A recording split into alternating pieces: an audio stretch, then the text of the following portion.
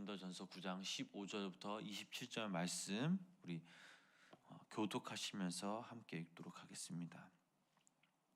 그러나 내가 이것을 하나도 쓰지 아니하였고 또 이 말을 쓰는 것은 내게 이같이 하여 달리는 것이 아니라 내가 차라리 죽을지언정 누구든지 내 자랑하는 것을 헛된 대로 돌리지 못하게 하리라.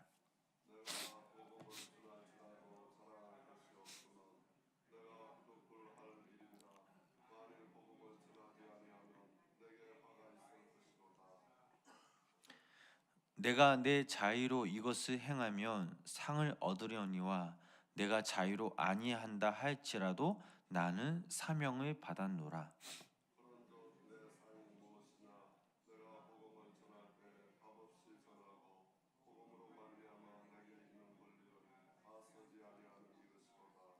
내가 모든 사람에게서 자유로우나 스스로 모든 사람에게 종이 된 것은 더 많은 사람을 얻고자 함이라.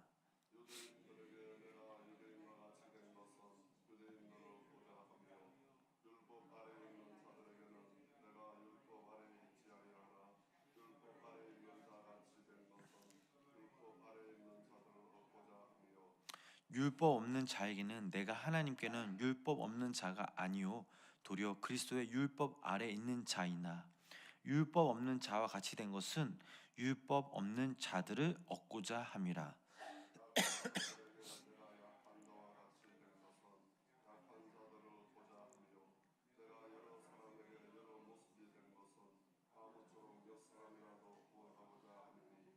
내가 복음을 위하여 모든 것을 행함은 복음에 참여하고자 함이라.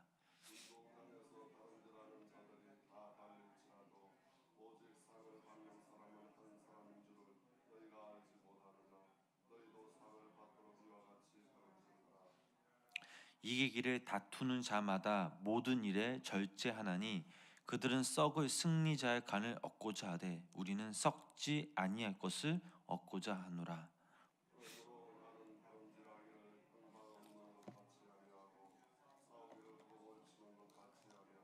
함께 합독하시겠습니다. 내가 내 몸을 쳐 복종하게 함은 내가 남에게 전파한 후에 자신이 도리어 버림을 당할까 두려워함이로다.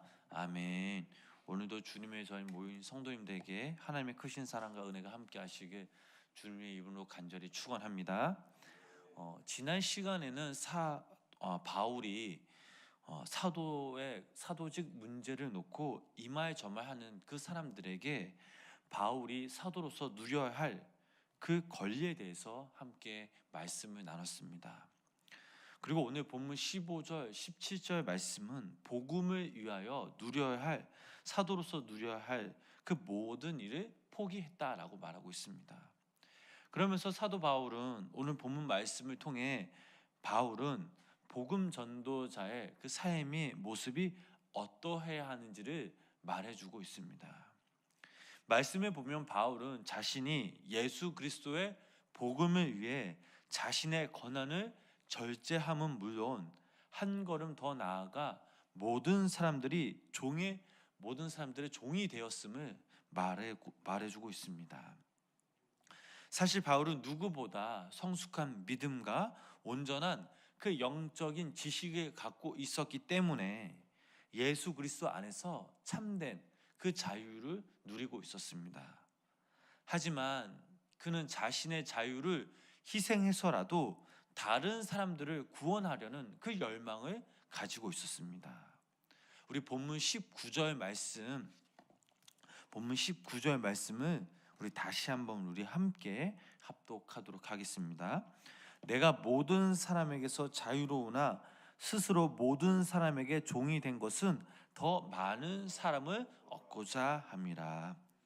이 말씀에서 바울은 자신이 자유자로서 모든 사람의 종이 되었다라고 말했습니다.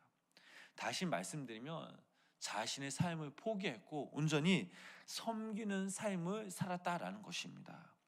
그 이유는 더 많은 영혼을 구원하기 위함이었습니다. 바울은 어떤 사람이었습니까? 로마인이었습니다. 장래가 촉망되었던 바리새인이었습니다. 그러나 바울은 이 두 가지 권리를 포기하였습니다. 왜 이 권리를 포기하였을까요? 더 많은 것을 얻고자 함이었습니다.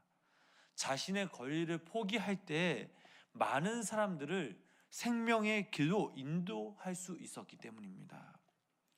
예수님 역시 마찬가지였습니다. 하늘의 모든 권세와 영광을 다 버리시고 이 땅에 가장 낮은 모습으로 오셨습니다. 예수님도 자신을 포기했기에 모든 사람들에게 구원을 주게 되었습니다. 징기스칸, 나폴레옹은 총칼로 세계를 정복하려 했지만 실패하였습니다. 그러나 예수님은 자신을 희생하심으로 온 세계 사람들로 하여금 예수님의 그 이름 앞에 무릎을 꿇게 하였습니다. 희생이 없이는 전도할 수가 없습니다. 포기 없이는 영혼을 구원하지 못합니다.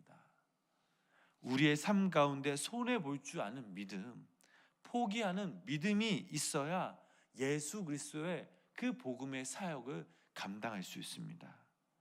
우리 삶 가운데 시간과 물질, 때론 친구, 또 가족 등 여러 가지 포기할 때 우리는 주님의 일을 감당할 수 있음을 믿으시기를 바랍니다. 바울도 이와 같은 자세가 있었기에 가능했습니다.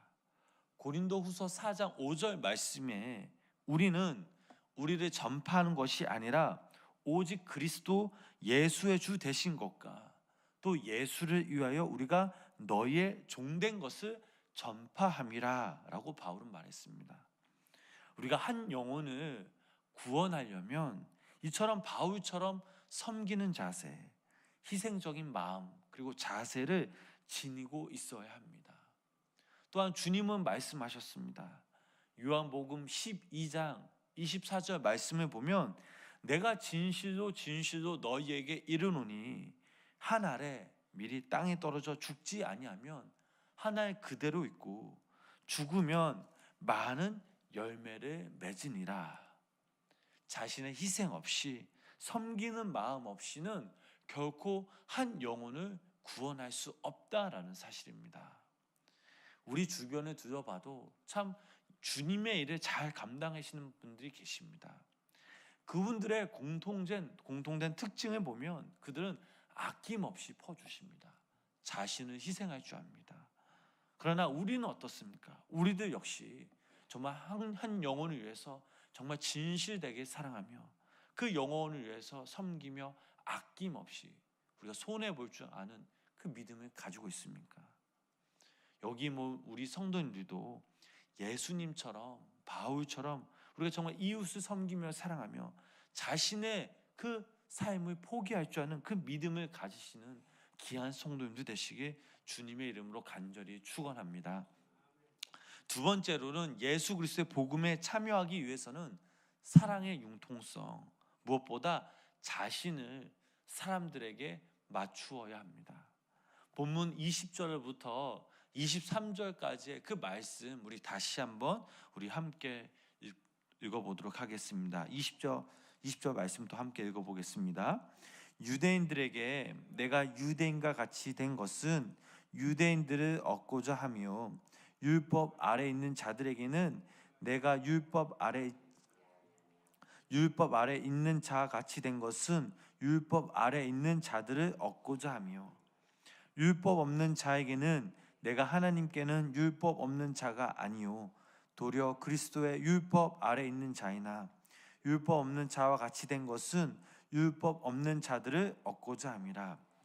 약한 자들에게 내가 약한 자와 같이 된 것은 약한 자들을 얻고자 하며 내가 여러 사람에게 여러 모습이 된 것은 아무쪼록 몇 사람이라도 구원하고자 함이니 내가 복음을 위하여 모든 것을 행함은 복음에 참여하고자 함이라. 아멘. 여기서 바울은 유대인을 얻기 위해서는 유대인 같이 되고 율법 아래 있는 자를 얻기 위해서는 율법 아래 있는 자 같이 되고 또 율법 없는 자를 얻기 위해서는 율법 없는 자 같이 되고 또 약한 자들을 얻기 위해 약한 자 같이 되어야 한다라고 했습니다. 바울은 유대교에 열심을 내던 사람이었습니다. 그러나 예수 그리스도를 만난 후 유대교와 연결고리를 완전히 끊은 사람이었습니다. 예수님께서 율법을 완성하셨기에 율법으로서가 아니라 예수님을 믿는 믿음으로 구원을 받는 것임을 알았습니다. 그런 그가 다시 유대인 같이 된 것은 유대교로 돌아가려는 것이 아니라 그들을 구원하기 위함이었습니다. 사도행전 15절 말씀을 보면 유대에서 안디옥으로 온 그 유대인들은 이방인들이 할례를 받지 않으면 구원을 받을 수 없다라고 주장하였습니다. 이 문제로 하여금 예루살렘에서 회의가 소집되었습니다. 이 문제를 해결하기 위해 사도가 있는 이 바울은 예루살렘까지 가서 변론하는 것을 볼 수가 있었습니다. 결국 변론을 통해 할례를 주장하지 못하도록 하였습니다. 그러나 사도행전 16장 그 말씀에 와서는 디모데에게 할례를 받을 것을 권면하였습니다. 유대인들을 향한 그 사역에 방해물이 될까봐 그 방해물을 제거하도록 한 것입니다. 이 말의 의미는 무엇입니까? 바울은 절대로 믿음을 구원받는다는 것을 양보하지 않았습니다. 그러나 복음을 훼손하지 않는 범위 내에서 다양한 그 사람들에게 맞는 전도 방법을 취하였던 것입니다. 유대인을 만나면 유대인처럼, 또 이방인을 만나면 이방인처럼, 믿음을 약한 사람을 만나면 믿음이 약한 사람처럼 그들에게 자신을 맞추고 난 후 그들의 마음의 문이 열렸을 때에 그들에게 복음을 전하는 전략을 취하였던 것이었습니다. 마지막으로 예수 그리스도의 복음에 참여하기 위해서는 모든 일에 절제해야 합니다. 본문 우리 25절 말씀 우리 함께 합독하도록 하겠습니다. 이기기를 다투는 자마다 모든 일에 절제하나니 그들은 썩을 승리자의 간을 얻고자 하되 우리는 썩지 아니할 것을 얻고자 하노라. 아멘. 썩지 않은 면류관을 얻기 위해 모든 일에 절제해야 합니다. 바울은 이 절제를 설명하기 위해서 고린도 지역에서 벌어지는 한 운동 경기의 예를 들어 모든 운동 경기의 그 경기자가 각 종목에서 단 한 번의 승리를 위해 부단한 연습과 극기 훈련을 하는데 전도자 역시 영적인 결실을 얻기 위해 절제해야 하는 것은 당연한 일이라고 말하고 있습니다. 받을 면류관을 생각하며 고난과 역경을 감수하고 쾌락과 그 즐거움을 누리는 것을 포기해야 합니다.